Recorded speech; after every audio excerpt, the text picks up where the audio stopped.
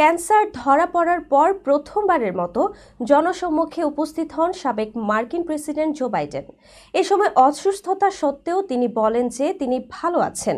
এর আগে 18 মে বাইডেনের কার্যালয় নিশ্চিত করে 82 বছর বয়সী বাইডেনের হরমোন সংবেদনশীল প্রোস্টেট ক্যান্সার ধরা পড়েছে, যা তার হাড়ে ছড়িয়ে পড়েছে। বাইডেন চতুর্থ পর্যায়ের প্রোস্টেট ক্যান্সারে আক্রান্ত বলেও জানানো হয়।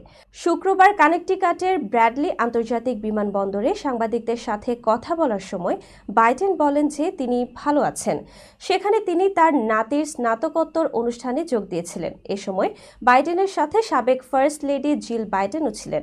এদিকে এত অ্যাডভান্স ক্যান্সার হওয়ার পরও তা কিভাবে চোখে পড়ল না তা নিয়ে চিকিৎসা বিশেষজ্ঞরা প্রশ্ন তুলেছেন বলে আরটির প্রতিবেদনে বলা হয়েছে।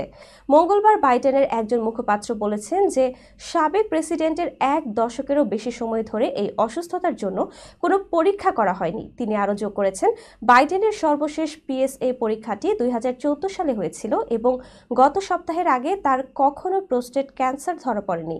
অন্যদিকে প্রেসিডেন্ট ডোনাল্ড ট্রাম্প দাবি করেছেন বাইডেনের সহযোগীরা তার শারীরিক অবস্থা ব্যবহার করে অননুমোদিত নীতিমালা এগিয়ে নিয়ে গেছেন। এটিকে সর্বোচ্চ স্তরে বিশ্বাসঘাতকতা বলে অভিহিত করেন ট্রাম্প।